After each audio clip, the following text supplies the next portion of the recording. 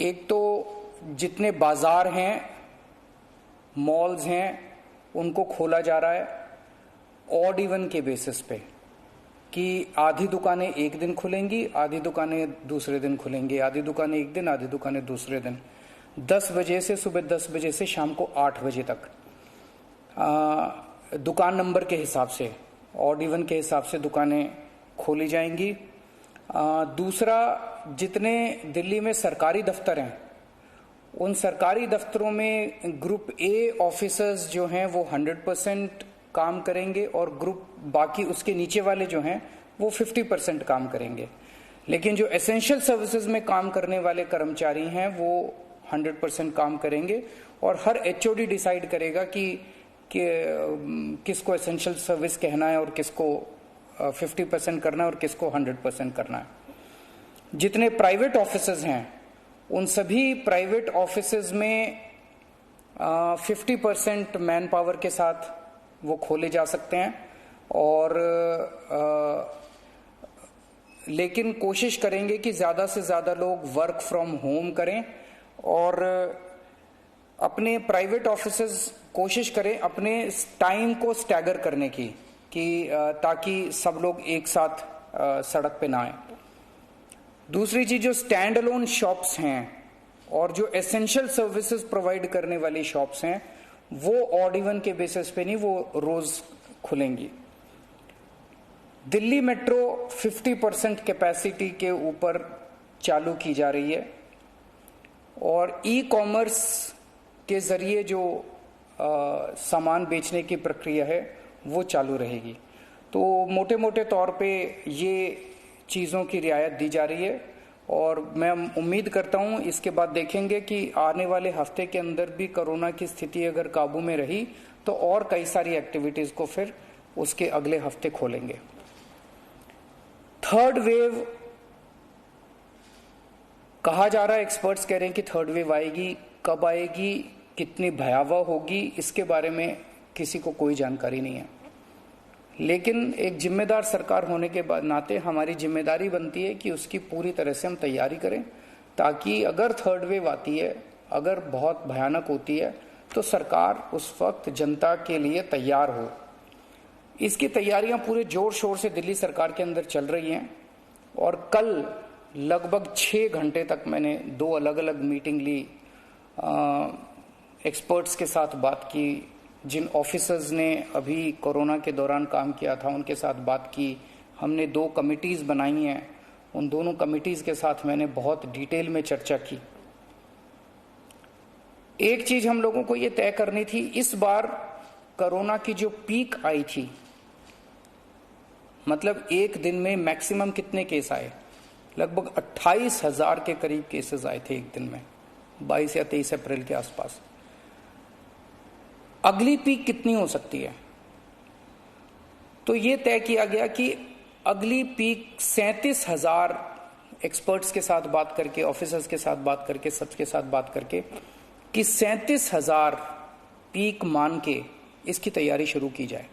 इसका मतलब ये नहीं है कि अगर इससे ज्यादा की पीक आएगी तो हम तैयार नहीं हैं, हम उसके लिए भी तैयार हैं, लेकिन एक तरह से 37,000 के बेस के ऊपर अगर हम तैयार हो गए तो फिर अगर उससे भी कहीं ज्यादा पीक आती है तो उसकी भी तैयारी हम लोग, उसकी भी, अगर 37,000 की तैयारी हमारी है तो फिर मान लीजिए और ज्यादा आती है तो उसकी तैयारी तो होगी, उसके लिए हम ज्यादा तैयार हो पाएंगे। तो 37,000 को एक तरह से बेस माना जा रहा है। 37,000 की पीक की तैयारी के हिसाब से अब सारे कैलकुलेशंस किए जा रहे हैं कि अगर 37,000 की पीक आती है तो कितने बेड्स की जरूरत पड़ेगी, कितने आईसीयू की जरूरत पड़ेगी, कितने उसमें से बच्चों वाले होने चाहिए, कितनी ऑक्सीजन की जरूरत पड़ेगी, ये सारी चीजें, अब कितनी दवाइयों की जरूरत पड़ेगी, ये सारी चीजें अब कैलकुलेट की जा रही हैं। एक पीडियाट्रिक टास्क फोर्स अलग से बनाई गई है। वो पीडियाट्रिक टास्क फोर्स ये तय करेगी कि जितने हमारे ऑक्सीजन बेड्स होंगे उसमें से कितने बच्चों के होने चाहिए, जितने आईसीयू बेड्स होंगे उसमें से कितने बच्चों के होने चाहिए। जो बच्चों के होंगे उसके लिए फिर अलग किस्म का सारा इक्विपमेंट होगा, उसका अलग किस्म के मास्क होंगे, अलग किस्म का ऑक्सीजन का मास्क होगा, उसकी सारी चीजें अलग होंगी। वो पीडियाट्रिक टास्क फोर्स बना दी गई है कल, वो अलग से अपनी तैयारी करके अपनी रिकमेंडेशंस देगी।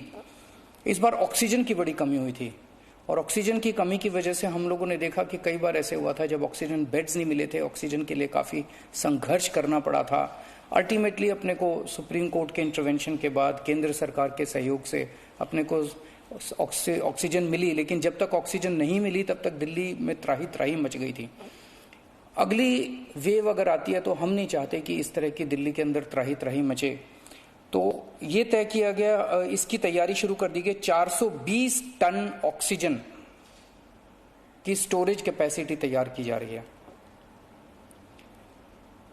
इंद्रप्रस्थ गैस लिमिटेड से बात की गई है और उन्हें 150 टन ऑक्सीजन प्रोडक्शन का प्लांट, 420 टन ऑक्सीजन तो स्टोरेज कैपेसिटी क्रिएट की जा रही है और 150 टन ऑक्सीजन प्रोडक्शन करने के लिए उनको प्लांट लगाने के लिए कहा गया है। उन्होंने कहा 18 महीने लगेंगे, लेकिन जो भी है शुरुआत कहीं ना कहीं तो अपने को करनी पड़ेगी। इसके अलावा इस बार सबसे बड़ी दिक्कत आई थी टैंकरों की। ऑक्सीजन के टैंकर नहीं थे दिल्ली में, दिल्ली इंडस्ट्रियल स्टेट नहीं है, इसीलिए अपने पास ऑक्सीजन टैंकर है ही नहीं दिल्ली में।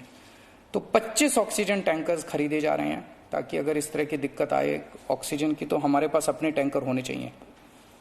64 छोटे छोटे ऑक्सीजन के प्लांट्स लगाए जा रहे हैं, वो ऑलरेडी लग रहे हैं और हमें उम्मीद है कि अगले कुछ हफ्तों के अंदर, 1-2 महीने के अंदर ये 64 ऑक्सीजन प्लांट्स लग के तैयार हो जाएंगे। अब ये जो हमने डिसाइड किया कि 37,000 केसेस की पीक के हिसाब से हम काम करेंगे, तो उसके हिसाब से तय किया जाएगा कि कितने ऑक्सीजन बेड्स की जरूरत होगी, कितने आईसीयू बेड्स की जरूरत होगी। उसके हिसाब से फिर तय किया जाएगा कि कितने ऑक्सीजन सिलेंडर्स की जरूरत होगी।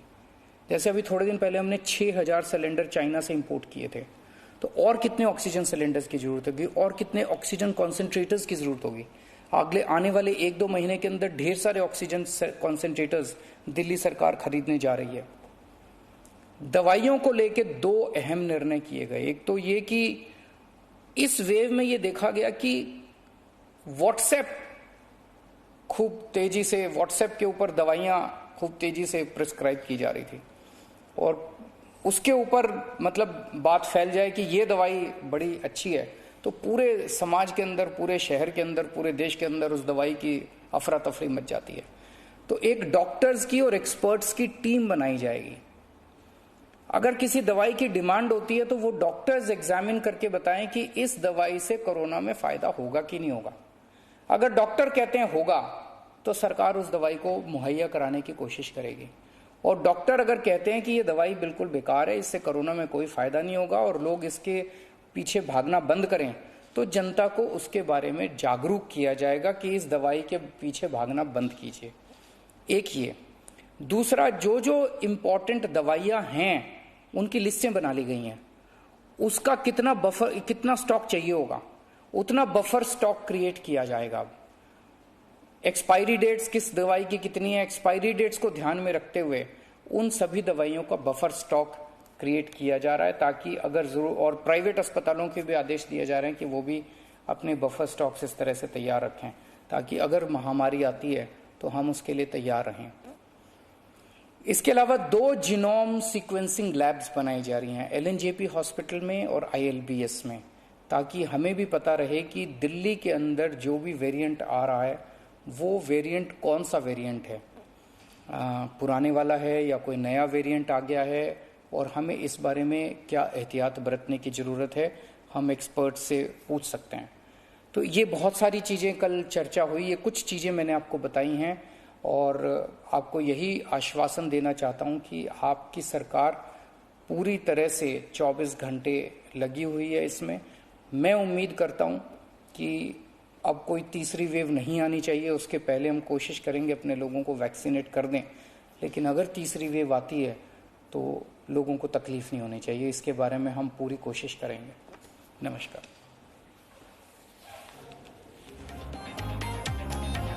तो दिल्ली के मुख्यमंत्री अरविंद केजरीवाल को आप सुन रहे थे, जिन्होंने बताया कि अनलॉक का दायरा किस तरह से बढ़ाया जाएगा। 7 जून से कुछ और रियायतें लोगों को मिलने जा रही है। 50% क्षमता के साथ मेट्रो खुलेगी और प्राइवेट ऑफिसेज भी जो खुलने जा रहे हैं वो 50% क्षमता के साथ ही।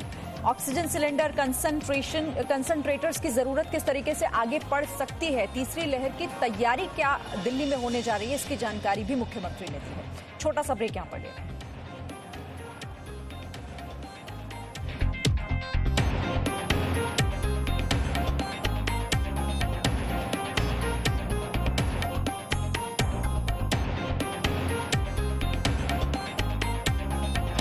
प्रायोजक डाबर दंत रक्षक, मारे 99.9% कीटाणु।